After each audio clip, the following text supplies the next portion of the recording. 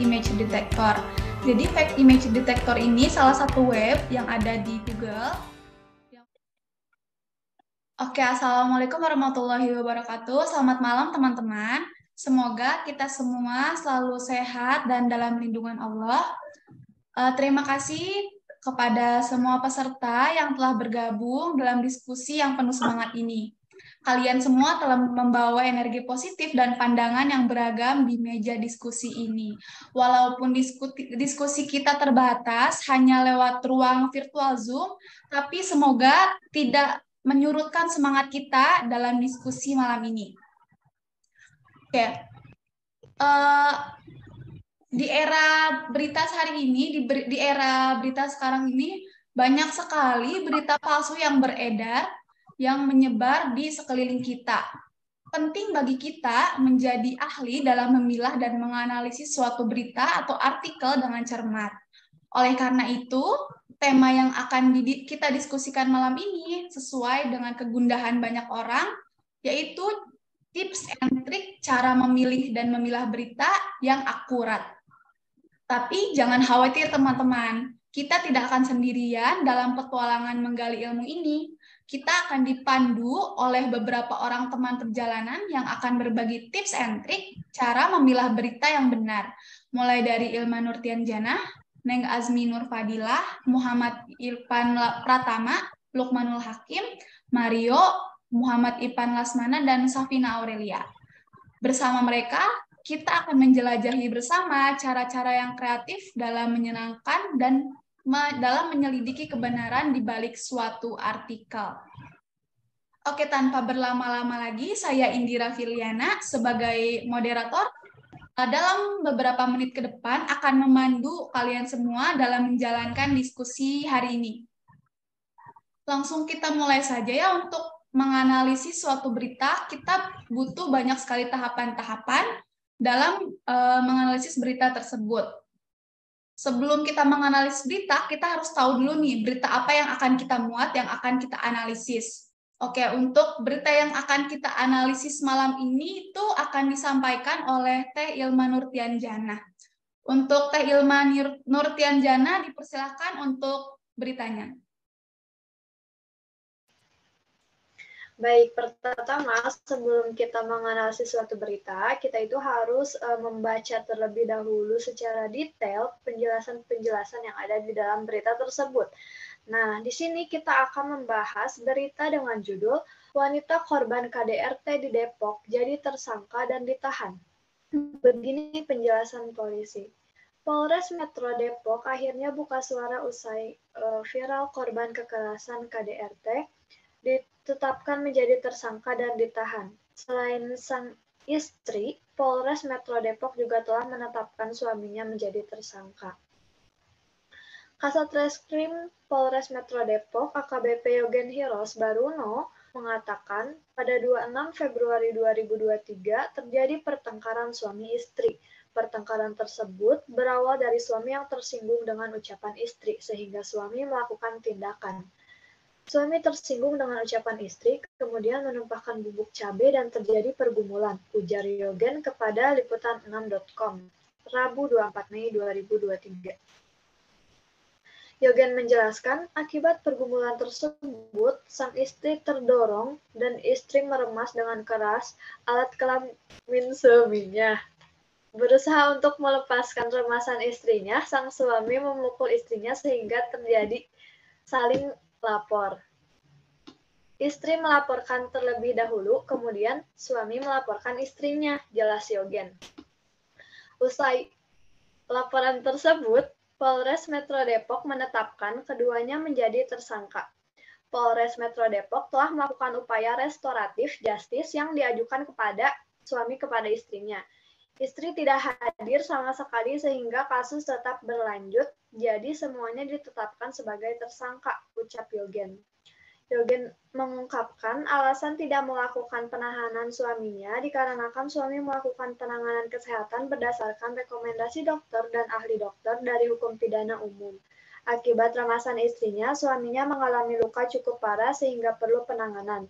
Memang luka dari suami terkait alat kelaminnya sudah sangat parah sehingga dilakukan operasi dan ada rekomendasi dari rumah sakit untuk tidak boleh dilakukan penahanan, ungkap Yogen. Terkait penahanan terhadap istrinya, Yogen menuturkan istri dinilai tidak kooperatif mulai dari penyidikan sebagai saksi hingga ditetapkan sebagai tersangka. Bahkan saat restoratif justice, istrinya tidak hadir atau kooperatif. Dari awal memang sudah tidak kooperatif, maka kita lakukan penahanan pada kemarin malam, tutur Yogen. Selain itu, suaminya tetap memberikan nafkah berupa uang maupun biaya sekolah anaknya. Padahal suaminya tidak diberikan akses untuk bertemu dengan anaknya, dan saat ini anaknya dirawat di rumah adiknya. Informasinya anaknya kini ditaruh di rumah adiknya dan kemudian menjadi viral, pangkas Yogen. Segitu penjelasan dari beritanya. Selanjutnya dilanjutkan oleh teman yang lainnya. Oke, terima kasih untuk Kak Ilma. Jadi, berita malam ini yang akan kita diskusikan adalah tentang korban KDRT yang menjadi tersangka. Untuk selanjutnya adalah tahapan-tahapan untuk menganalisis berita. Untuk tahapan pertama yang harus kita lakukan adalah mengetahui sumber berita yang akan kita baca. Oke, untuk penjelasan tersebut akan dijelaskan oleh Teh Safina Aurelia. Untuk Teh Aurel, dipersilahkan. Ya, terima kasih Indira sebagai moderator. Saya Safina Aurelia ingin menjelaskan tentang sumber beritanya. Jadi berita yang kita analisis didapat dari liputan6.com. Nah, liputan6.com ini merupakan sumber yang terpercaya dan juga memiliki reputasi yang memang cukup baik. Nah, liputan6.com adalah situs berita terpercaya dan diakui. Maka berita yang diunggah oleh liputan6.com memiliki tingkat kepercayaan yang lebih tinggi. Berita ini pun diunggah oleh beberapa situs berita seperti Detik News, Warta Kota, dan juga Kompas.com. Sehingga memang berita yang diunggah oleh liputan6.com itu benar faktanya, bukan hoax. Ya, terima kasih. Saya kembalikan ke Indira ya. Oke, jadi untuk berita kali ini yang tentang korban KDRT ini didapat dari Liputan 6. Jadi Iya, Liputan benar. ya salah satu yang terpercaya ya, Aurel. Iya, Liputan. benar-benar. Oke, berita yang bisa kita percaya. Jadi teman-teman, untuk mengetahui benar tidaknya suatu berita atau berita tersebut yang kita ambil hoax atau tidak, itu bisa kita lihat dari langkah pertama yaitu melihat sumber beritanya. Untuk berita ini sendiri diambil dari yang tadi dijelaskan, itu Liputan 6, bisa kita percaya ya, karena Liputan 6 ini sudah mengeluarkan banyak sekali statement, banyak sekali berita yang terpercaya dan sesuai dengan fakta. Selain itu juga banyak sekali ya berita-berita lain atau artikel-artikel lain yang bisa kita percaya, mulai dari yang tadi dijelaskan Kompas, Detik, dan lain-lain. Oke, untuk tahapan selanjutnya dalam menganalisis berita, kita juga harus memverifikasi ulang fakta tersebut yang ada di dalam berita. Untuk materi verifikasi fakta dalam berita akan dijelaskan oleh Mario. Untuk Mario, dipersilahkan. Oke, terima kasih moderator. Menurut saya berita ini sangat benar apa adanya. Ada beberapa fakta kenapa berita ini benar. Yang pertama, viral di media sosial yang diunggah oleh akun Sarah Hanum. Yang kedua, ayah korban angkat bicara. Yang ketiga, penjelasan polisi soal wanita korban KDRT di Depok menjadi tersangka dan ditahan. Yang keempat, menurut wawancara liputan6.com, kepolisian Metro datang ke Polsek Depok. Terima kasih moderator, saya kembalikan. Oke, jadi banyak sekali ya fakta-fakta di luar artikel ini yang menyebar tentang kasus ini. Jadi bisa disimpulkan bahwa kasus ini tuh masuk ke dalam fakta, karena bukan hanya dari statement artikel ini saja, tapi banyak sekali statement-statement lain dari luar artikel ini, mulai dari tadi ayah korban yang langsung berbicara tentang kasus ini, terus adanya statement dari kepolisian, dan viralnya kasus ini di salah satu media sosial yaitu Twitter. Oke, selain pengecekan verifikasi fakta, kita juga harus melalui tahapan-tahapan lainnya. yaitu kita harus mengecek ya keaslian foto yang ada di dalam berita tersebut. Kita harus mengecek apakah foto tersebut itu benar atau enggak. Untuk cek keaslian foto akan disampaikan oleh Muhammad Ipan Lasmana. Untuk Muhammad Ipan Lasmana dipersilahkan. Oke, terima kasih moderator. Berdasarkan yang saya dapatkan, foto tersebut semuanya tidak ada kejanggalan dan tidak ada yang dibuat-buat dan termasuk foto yang fakta. Dan foto tersebut begitu adanya dan berita ini dapat dipercaya. Terima kasih. Untuk Muhammad Ipan Lasmana, tadi kan sudah dipaparkan ya bahwa foto itu masuk ke dalam fakta atau foto yang bukan hoax. Bagaimana Anda menyimpulkan bahwa foto itu bukan hoax dan tidak dibuat-buat? Apakah Anda ngeceknya di web atau ngecek dokumen tersebut atau bagaimana? Ya, oke. Saya mengeceknya dari fake image detector. Oh, dari salah satu web ya, di fake image Ya. detector.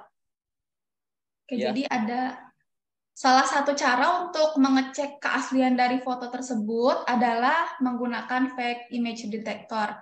Jadi fake image detector ini salah satu web yang ada di Google yang fungsinya untuk mengecek apakah foto tersebut masuk ke dalam foto hoax atau foto yang asli yang bisa didapatkan di berita. Jadi jika kita ingin menganalisis atau mengetahui berita tersebut benar atau enggak, kita bisa mengecek keaslian fotonya di yang web yang tadi Kang Ipan sampaikan ya, fake image detector.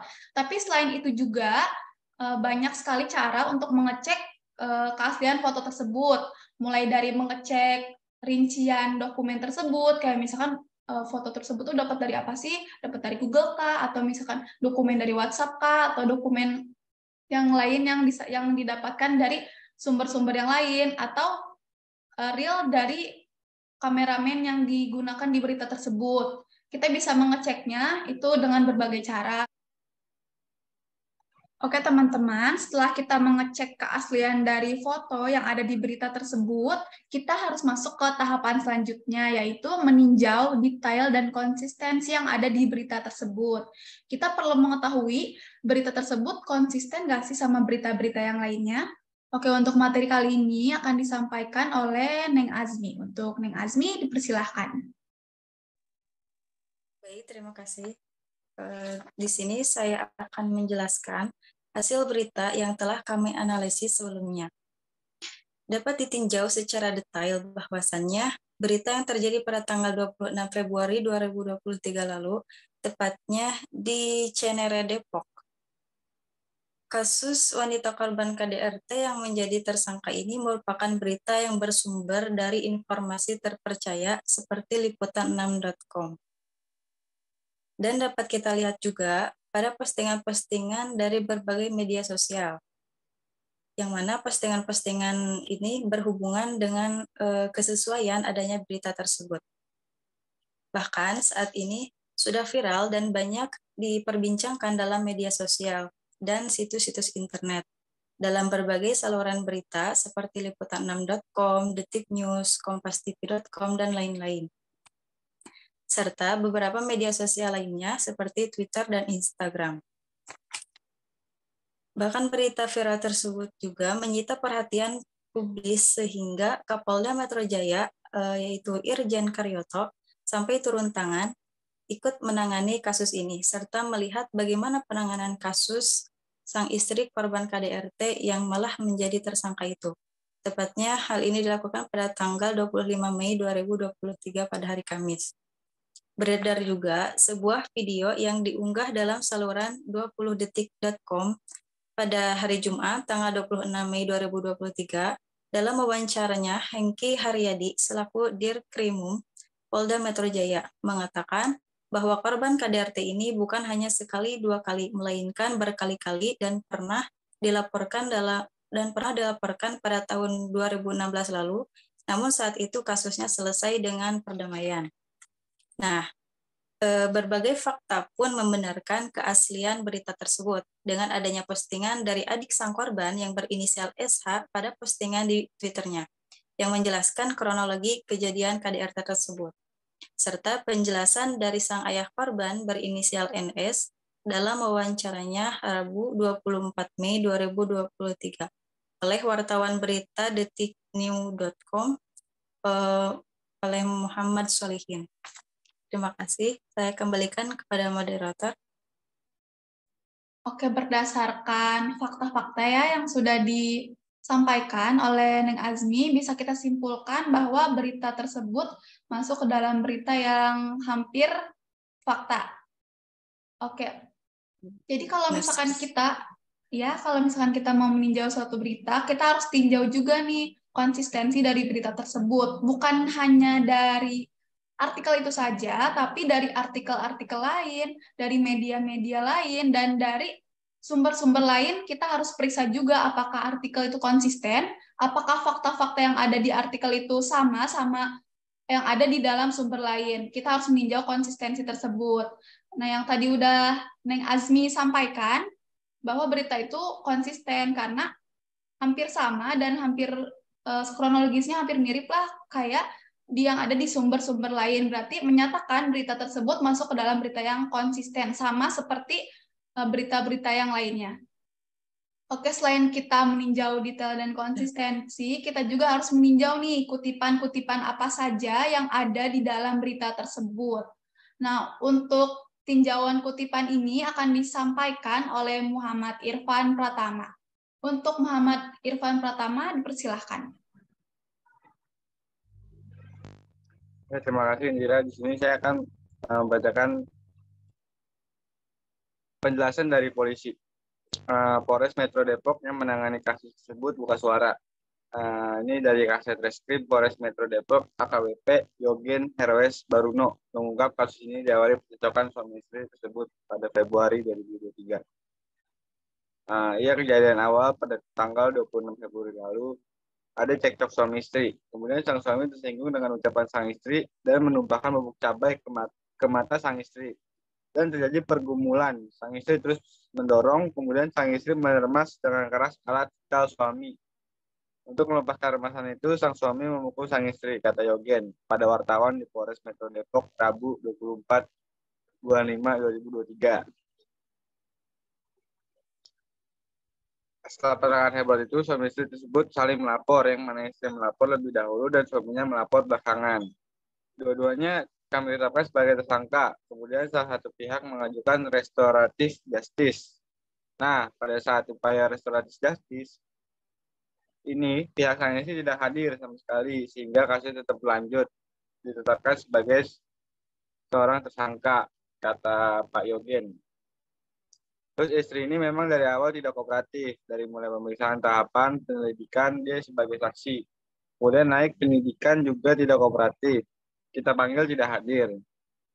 Hadirnya pada panggilan kedua dan waktunya sudah mepet. Kita coba RJ tidak hadir sehingga permasalahan tidak selesai.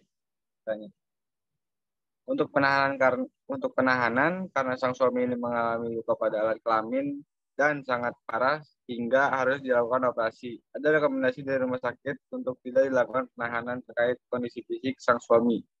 Kemudian karena luka tersebut, kita juga sudah menggunakan 2 ahli kedokteran dari dokter yang tepat dan rutin dilakukan sang suami untuk berobat di rumah sakit, kata Bapak Yogen dari Kasat Reskrim Polres Metro Depok, AKBP Yogen Heroes Baruno. Ya, terima kasih. Ya.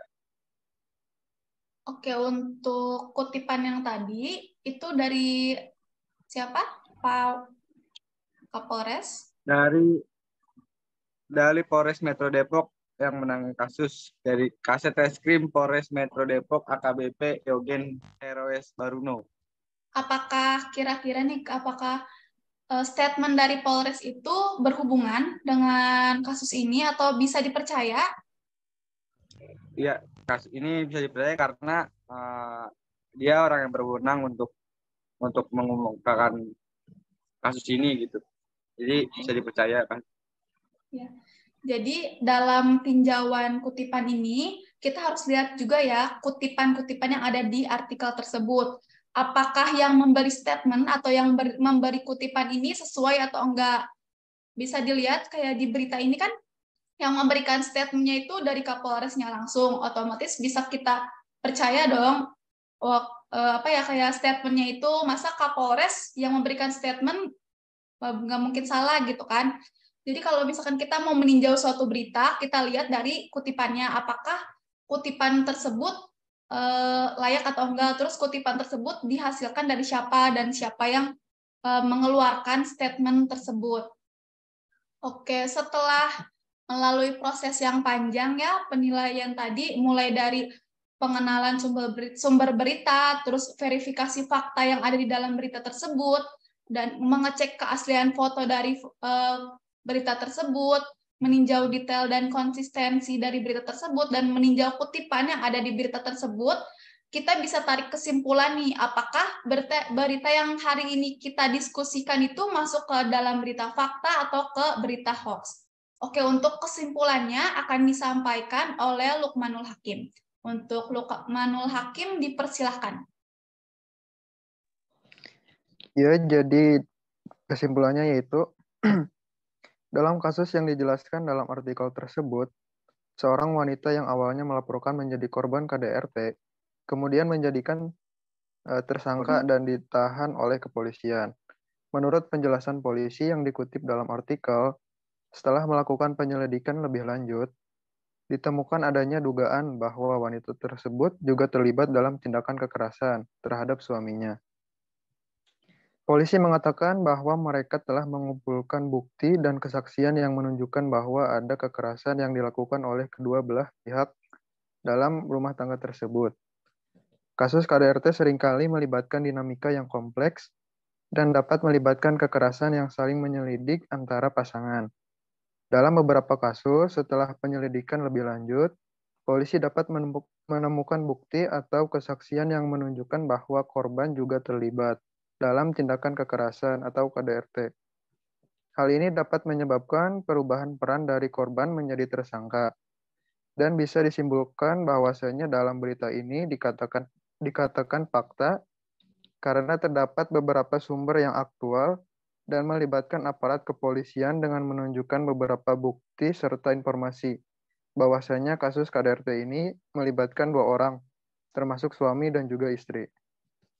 Terima kasih, saya kembalikan ke moderator.